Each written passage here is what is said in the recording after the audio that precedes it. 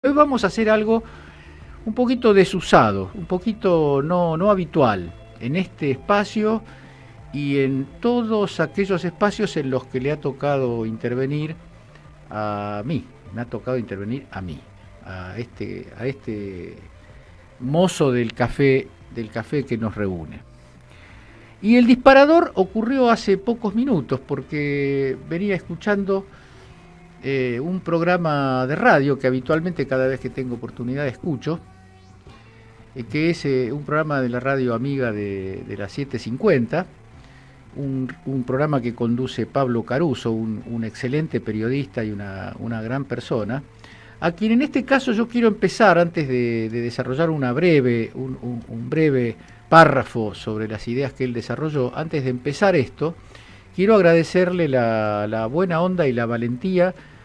con la que se dispuso a decir cosas. Eso es característico en él, pero como en este caso me toca ser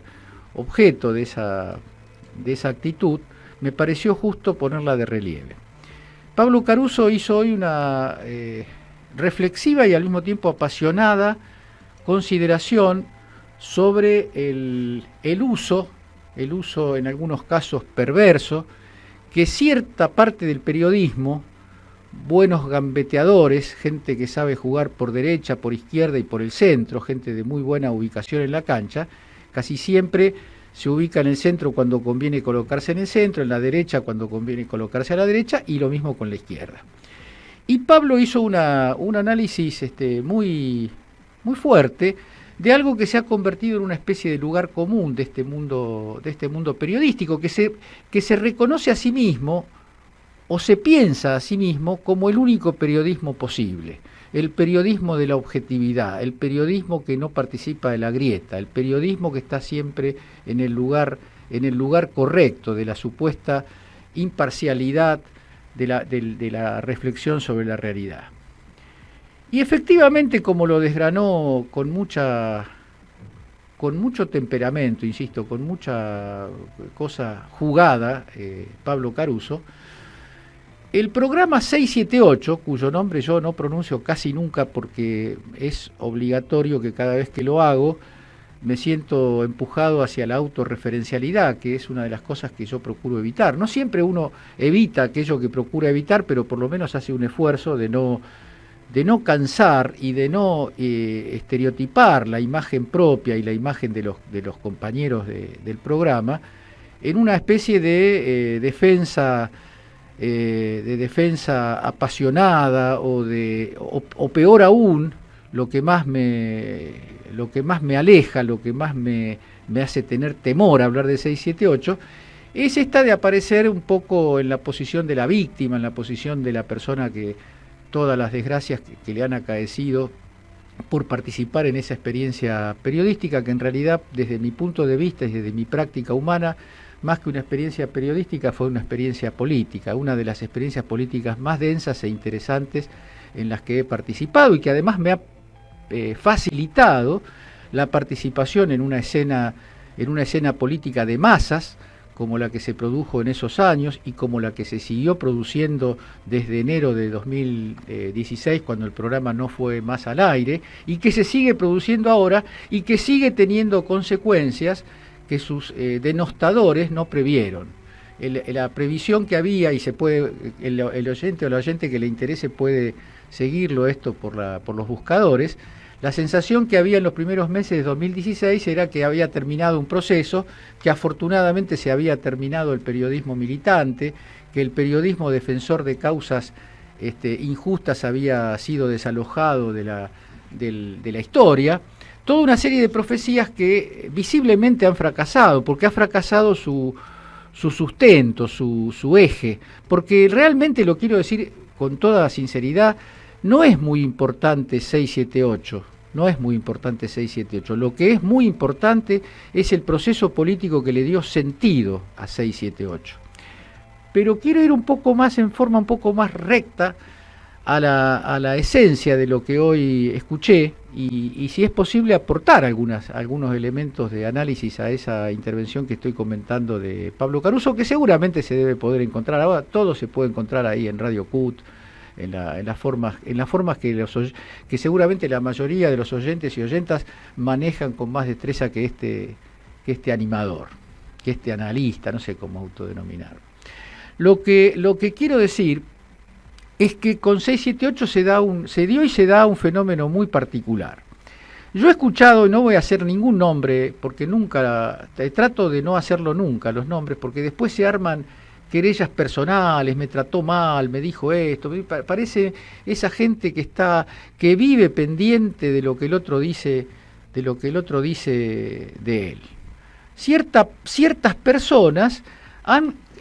conformado la siguiente hipótesis: que 678 no esté más, que no haya estado en los 4 años últimos, y sobre todo que no vuelva a estar en la televisión, es una precondición de la libertad de prensa. Es algo muy raro, que yo cuando lo escucho digo, pero ¿serán conscientes del tipo de argumento que están desarrollando? Para que haya libertad de prensa hay un programa de televisión que no tiene que estar más. Y entonces, ¿por qué no tiene que estar más? Y porque era un programa que se utilizaba para perseguir e insultar a otros periodistas, a colegas, como le gusta a ellos manejarse. No tengo ningún problema en cuanto a la colegiación, porque nunca me colegié de periodista, nunca ha sido mi oficio. He intervenido en el periodismo siempre desde el punto de vista de la política. Va a ser muy difícil que alguien encuentre un texto mío, porque los que escribo no los publico, que tenga que ver con otras aristas y con otros aspectos de la vida que no sean la política. No sé por qué, lo estoy diciendo y no sabría explicar por qué ocurre esta autocensura, pero yo sé que de lo que más o menos me siento habilitado a hablar es de eso, y de eso hablo. Entonces, el razonamiento es ataque a los otros periodistas, malos compañeros, malos colegas, porque hablan mal de otros periodistas. ¿Qué es hablar mal de otros periodistas? Lo ilustra, no solamente lo ilustra, lo podríamos ilustrar. A mí me gustaría hacer una experiencia, se lo propongo a algún buscador de éxitos fugaces e intrascendentes, hacer una experiencia que se pudiera ver, por ejemplo, las principales escenas del programa de La Nata entre el 2010 y el 2015, las principales, las escenas más ruidosas, las que más se comentaron después en la enorme trama del Grupo Clarín y de sus adyacencias, y las escenas más vistosas, modestas siempre, pero en todo caso con alguna capacidad de intervención, del programa 678. Y comparar el estilo, comparar el razonamiento, comparar el respeto, comparar la línea editorial de unos y otros, cómo se utilizan o no se utilizan los insultos, cómo se utilizan o no se utilizan los golpes bajos, cómo se defiende una idea política o cómo se construye un demonio al cual golpear irresponsablemente y sin necesidad para eso de tener ninguna causa. El programa 678 habrá tenido, y yo lo asumo, un día si se da el caso podríamos hablar de eso, pero no sé si es el caso hoy. Tenía muchos defectos. Había cosas que quizás hoy, yo estoy hablando de mí, no estoy hablando de ningún otro, no volvería a hacer, las haría distinto, intentaría hacerlas mejor, pero hay una cosa que sí estoy dispuesto a defender a ultranza, que es que 678 nunca mezcló lo humano con lo político, nunca golpeó en ningún lugar que no fuera la colusión de intereses contra el cual nació y contra el cual se desarrolló y contra el cual funcionó 678. 678 fue un programa dedicado a develar y desvelar ese halo de santidad que tiene la noticia periodística, especialmente cuando la difunde las grandes tramas monopólicas, eso que se dice, si lo dijo Clarín, tiene que ser así. Si lo dijo Clarín, no hay ni siquiera que averiguar, que preocuparse por las fuentes de lo que dice Clarín. Y entonces el programa se dedicaba a eso y mostraba la hilacha de muchos periodistas, porque al meterse con los grandes grupos económicos que monopolizan la información en la Argentina, necesariamente los grupos monopólicos no se presentan a través de su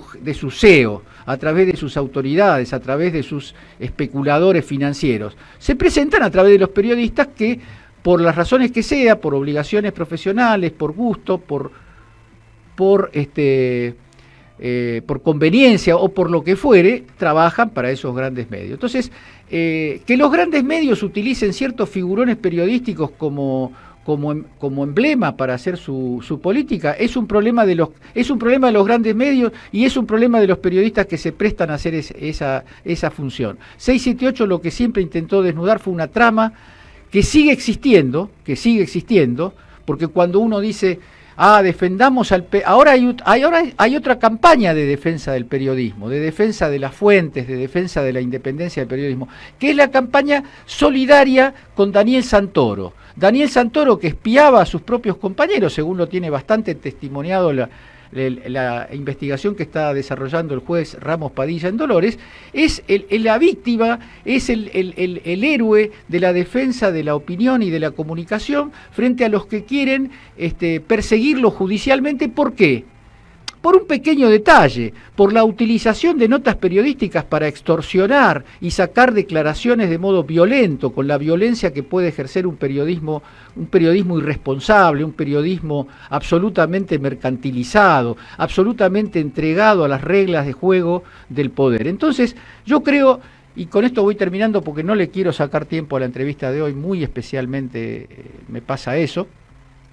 Entonces voy yendo a la cuestión, cierro con esto, para decirlo así, cierro con la idea de que sería bueno que se movilizaran un poco más los actores en defensa, los actores de la prensa en la defensa de la libertad de prensa. La defensa de la libertad de prensa no es que puedan trabajar algunos periodistas y otros no puedan trabajar. La libertad de prensa no consiste en que haya opiniones que son necesariamente bien miradas y opiniones que son mal miradas y perseguidas y denostadas y censuradas, porque ese es en última instancia el tono en el que ha sido tratado este periodismo o esta formación de análisis político y de opinión política alternativa. El modo en que tuvo el macrismo y las agencias principales dependientes de los grandes monopolios mediáticos ha sido la persecución, la estigmatización y la censura. Yo voy a votar,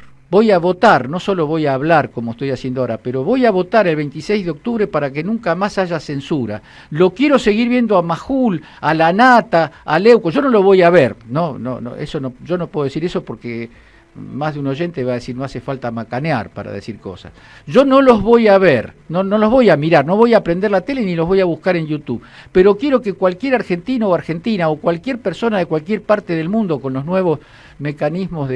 con los nuevos soportes tecnológicos los pueda ver, los pueda escuchar, los pueda pensar, pueda discutir con ellos, pueda aprobarlos o desaprobarlos. Y lo mismo pido, el mismo derecho pido para Carlos Barragán, para Jorge Dorio, para Nora Beiras, para Sandra Russo, para Cintia García, para Mariana Moyano, para Dante Palma y para Lucho Galende, y para los otros que han estado en distintos momentos en el programa, pero nombrándolos en ellos, porque el programa se ha convertido en un ícono.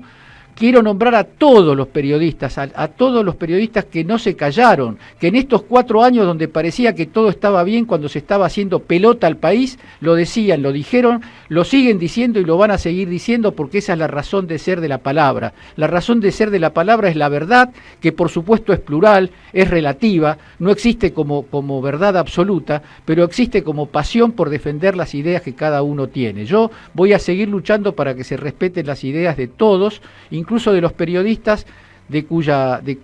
trayectoria y de cuyo desempeño con el cual no tengo ningún tipo de acuerdo. Vamos a escuchar un temita folclórico que habla de lo que está pasando en la Argentina sin ninguna referencia directa. Porque ustedes saben, parece que